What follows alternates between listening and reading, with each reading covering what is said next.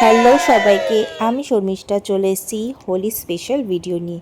হোলিতে আমরা কী কী করেছি সেটাই তোমাদের সাথে শেয়ার করলো। রাত্রিবেলা আগের দিন মাটনটা করে রেখেছিলাম আর করেছিলাম চিকেন ফ্রাই, সেগুলো মোল্ড করে রেখে দিয়েছিলাম। পরের দিন অনেক কাজ ছিল, যা পরের দিনের রান্নাগুলো সব যাই করেছিল। সেটা হচ্ছে গার্লিক চিকেন করেছিল। এই যে গার্লিক চিকেনটা রেডি করছে তখন আমার ছেলে গিয়ে একটু হেল্প করেছে, কারণ একটু রান্না দেখলো, একটু হেল্প করতে ভালোবাসে, ওর একটুখানি রান্নার প্রতি একটু ন্যাক আছে, নিজে খেতে ভালোবাসে যেহেতু একটু রান্নাটা দেখো না চেকে চেকে দেখছে যে কোনটা কি হবে না হবে।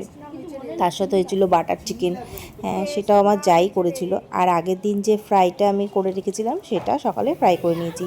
তার সাথে হয়েছিল কাবাব। এবছর প্রচুর রান্না হয়েছে। আর এই যে গার্লিক চিকেনটা পুরো রেডি হয়ে গেছে। এরপরে বললাম চলো যাই গিয়ে আমরা একটু কালারগুলো ফিল করে নিই, রং তো খেলতেই হবে হোলিতে। আগে আমরা প্রচুর মানে কাঁচা রং দিয়ে আমরা খেলতাম, কিন্তু অনেক দিন হয়ে গেছে আমরা সেই কালার দিয়ে খেলি না, আমরা আবির দিয়ে খেলি। ভীষণ ভালো লাগে, নানা রকম ফুলের কালার আর সেন্ট, আবিরগুলো ভীষণ ভালো সেন্টেড। তাই দুটো বাচ্চাকে বললাম যে তোরা বসে পড়, যে আবিরগুলোকে বাটির মধ্যে সাজিয়ে ফেল। ওরা দুজনে মিলে, ভাই বোন দুজনে মিলে আবিরগুলোকে সাজিয়ে ফেললো। আর তার সাথে নিয়ে যাচ্ছিল ফুড কলাই। এটা তো হোলি স্পেশাল, এটা হোলিতে না হলে তো চলবেই না।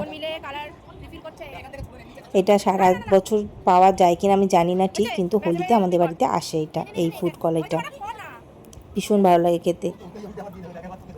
এছাড়া আরও অনেক কিছু হয়েছিল, তার সাথে দেখো নানা রকম ফ্রুট কাটা হয়েছিল, সব রকম ফ্রুট দেখো, শাকালু, আঙ্গুর, তরমুজ, আপেল, পেয়ারা। তারপরে আমরা সব ছাদে চলে গেলাম, যা ছাদের রোদ।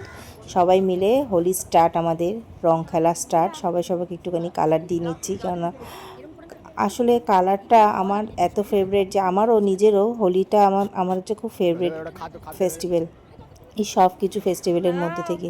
তাই সবাই মিলে আমরা প্রত্যেকবারের মতো এবারও একটুখানি প্রথমে রংটা সেলিব্রেট করে নিলাম।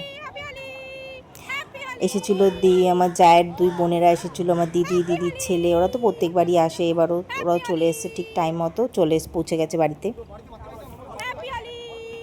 আর দিদির ছেলেকে তো প্রত্যেকবার দিদির ছেলেকে পুরো আমার দাদা মান্তুষ দুজনে মিলে, আমার ছেলে সব মিলে যা রং মাখায় সে আর বলার না। তারপরে আমাদের আরও হয়েছিল মজিটো হয়েছিল, ভার্জিন মজিটো হয়েছিল, এখানে আরও নানা রকম মজিটো তৈরি হয়েছিল। এই সব রং ঠং খেলে সব কিছু করতে করতে আমাদের সন্ধে হয়ে গেছে। তারপরে কি হবে সন্ধেবেলা, এখন সন্ধেবেলা হুজুক উঠেছে যে আমরা যাব হচ্ছে বিকেপালে। আগের বার গেছিলাম হেদোতে, শিবাশ্রমে গেছিলাম ঠান্ডায় খেতে। এবছর আমরা চলে এসেছি হচ্ছে বিকেপালের শিব শক্তিতে। দিদি সেই থেকে শিবাশ্রম করে যাচ্ছে, তা গিয়ে দেখি ওটা শিব শক্তি। তা আমরা ওখান থেকে একটু ঠান্ডায় নিয়ে নিলাম। গেল বছর আমরা একটু ভাং ট্রাই করেছিলাম, কিন্তু এবছর আর সেটা ট্রাই করার সাহস হয়নি, তাই জন্য আমরা শুধু নর্মাল ঠান্ডায় নিয়েছিলাম।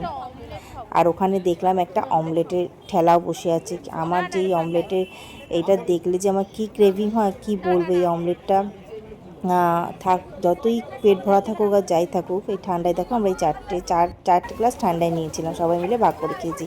আর এই দেখো এই অমলেটটা যদি না খাই তাহলে আমার তো অবস্থা খারাপ। এত সুন্দর লাগে খেতে এই অমলেটটা, মানে কি বলবো, এত সুন্দর একটা স্মেল। বাড়িতে অমলেট করলে কিন্তু এরকম স্মেল পাওয়া যায় না। তারপর আমরা এই অমলেট খেয়ে চলে গেলাম চিরাচরিত আমাদের ঘষে গড়ি বাড়িতে।